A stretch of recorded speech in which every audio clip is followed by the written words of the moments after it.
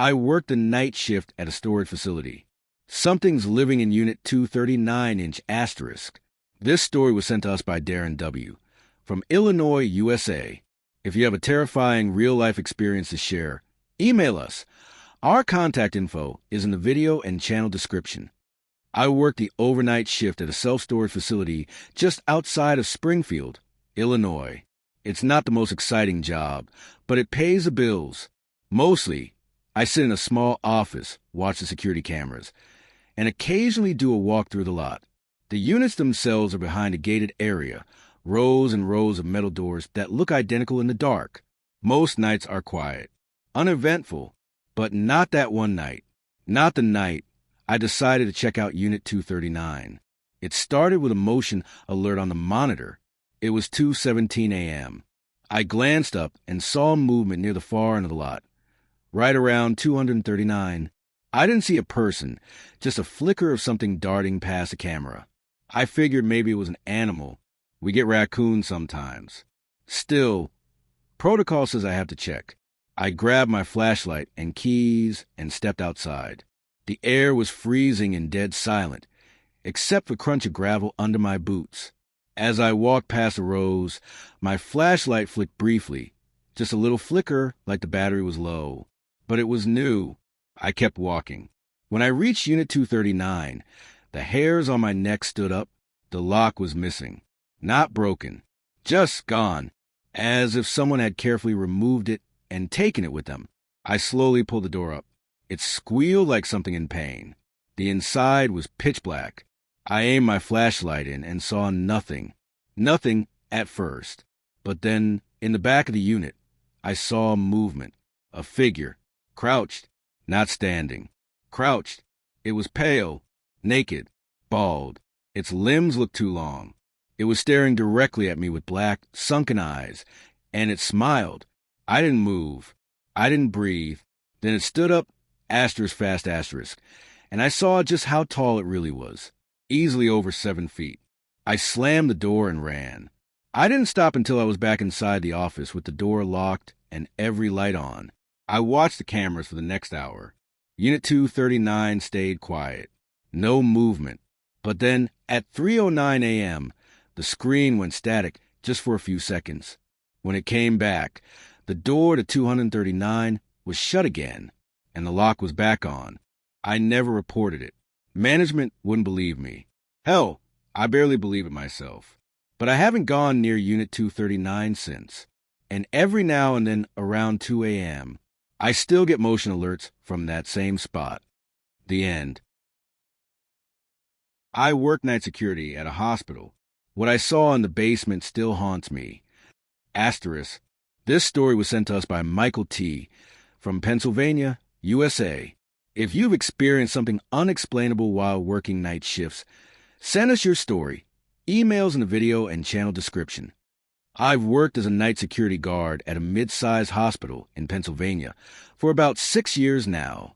Hospitals are creepy at night. No surprise there. But usually it's just the usual. Empty hallways, flickering lights, the occasional weird patient wandering around. But there's one place even staff don't go after dark. The old basement wing. It used to be part of the original hospital before the renovations. It's been sealed off for years now. No patients. No storage. Just concrete walls, rusted doors, and cold air that never seems to go away. One night around 2:30 a.m., I got a motion alert from one of the old cameras still active down there. That alone was strange. Those sensors barely worked. I radioed the main desk. No one had any reason to be down there. So I grabbed my flashlight and key card and headed toward the basement stairwell. The moment I opened the stair door, I felt it this pressure in air like walking into a room where someone had just screamed. My flashlight flickered, just once. I thought nothing of it. When I reached the basement hallway, the temperature dropped like a stone. I could see my breath. Every step echoed unnaturally. That wing is lined with old patient rooms, most of them locked. But room B12 was open, wide open. I stepped inside. It was pitch black, smelled like mold and rust. My flashlight beam landed on an old, broken-down hospital bed in the middle of the room. I was about to turn around when I heard it, a voice, soft, whispering from the corner. "You shouldn't be here." I whipped the light toward the voice. Asterisk, no one there. Asterisk. Then suddenly, every light in the hallway outside flicked off, one by one. Boom, boom, boom, heading toward me. And then I saw him, a man in a hospital gown, face hidden in shadow, standing just outside the doorway. Still, silent. And then, without moving his legs, he glided into the room. I ran. I don't even remember how I made it back to the stairwell. But when I slammed the door shut, I could still hear footsteps coming up, slow, dragging. I checked the camera feed later. The motion sensor had triggered again, but the screen just showed static. Security refuses to check it now. We just avoid the basement altogether. Whatever is in that wing, I'm convinced it never left. The end. I worked the graveyard shift at a gas station. I should have never let him in. Asterisk. Story submitted by Jason L. from Nevada, USA. Have a true horror story of your own? Our contact info is in the video and channel description. I used to work the graveyard shift at a gas station off a quiet highway in rural Nevada. The kind of place where you can go hours without seeing a single car. It was boring, sure, but easy money. Until that night. It was around 3:12 a.m. when the bell above the front door dinged. But no one was there. I stepped out from behind the counter and checked the aisles. Nothing. I even went outside and looked around. Dead silent desert. No wind, no cars, just stars and stillness. I walked back inside, and that's when I noticed the bathroom light was on. Now, here's the thing. I always lock the bathrooms at night. Customers have to ask for the key, and I hadn't seen a customer in over an hour. I walked to the door. Knocked. No response. I unlocked it slowly and pushed it open. Empty, except the mirror was fogged, like someone had just taken a hot shower. In a gas station bathroom at 3 a.m. with no hot water. I backed away and went straight to the front counter to check the security cams. That's when I froze. The camera over the front register was black. Not broken, just black. Like something was covering the lens. And the camera in the storage room? That showed a man, standing perfectly still. In the dark, I locked the front door. Called my manager. No answer. Called the police. Signal cut out before I could even say the name of the station. I grabbed a wrench from under the counter and opened the back storage door slowly. No one, but the air was cold. I mean, freezing. In the desert. That's when the lights went out.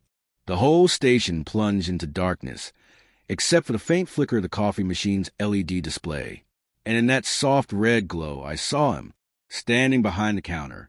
In my spot, wearing my name tag. He smiled. I ran, got in my car.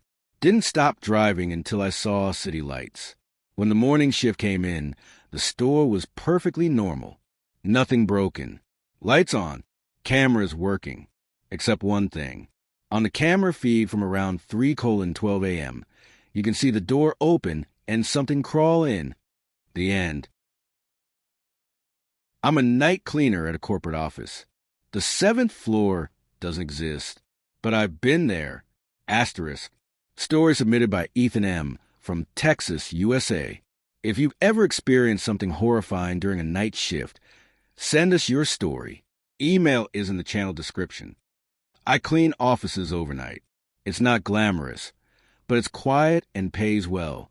I work alone, usually between 10 p.m. and 6 a.m. in a corporate high-rise downtown.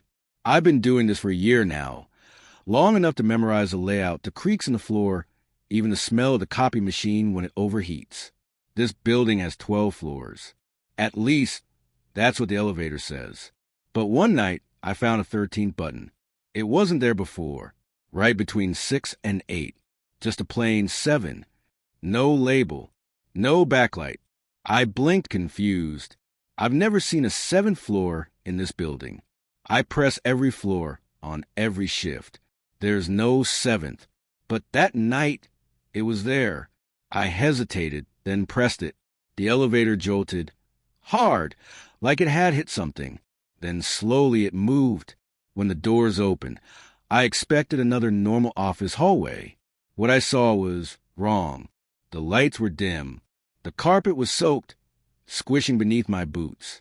Walls were covered in papers, photos, all pinned at strange angles, with string connecting them like some kind of obsession board. The air smelled like rotting plastic and mildew. I called out, "Hello?" Something moved at the end of the hall. Not walked, moved, like it was sliding. I should have left, but curiosity got the better of me. I stepped out. Every office door was slightly ajar. Inside, desks were covered in dust and dried blood. Papers were scattered, old typewriters instead of computers, and phones ringing, but not connected to anything. Then I saw the security mirror at the end of the hall, one of those curved domes mounted in the ceiling. I looked into it and froze. I could see myself standing there, but something was behind me, tall, blurry, smiling. I turned. Nothing there. The lights flickered. The phones went dead. And then all the office doors slammed shut at once. I ran back to the elevator, slammed the G button. The doors wouldn't close. Then footsteps. Wet, dragging footsteps approaching from the hallway. I hit the button again, and finally, the doors shut. When I got back to the ground floor, I checked the panel again. There was no 7th floor. It was gone. Next morning, I asked the building manager. He frowned and said, "There's no 7th floor. Elevator skips from 6 to 8. Always has." But later that day, one of the security guards pulled me aside. Older guy. Quiet. He said, "Next time you see that 7th floor button, don't press it. Some doors aren't meant to open twice." The end. Story submitted by Angela R. from Ohio, USA. Got your own terrifying tale from the night shift? Send in emails in the channel description. I used to work nights at a small nursing home in Ohio. It was quiet, mostly elderly residents who needed supervision or basic medical care. I was one of the night nurses, just me, a skeleton crew, and about 30 residents.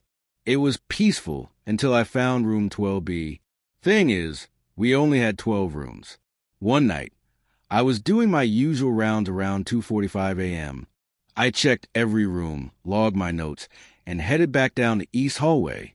But when I passed a linen closet, something strange caught my eye. A door, unmarked, slightly open, just beside the closet. It wasn't there before. I checked the room directory. Nothing listed.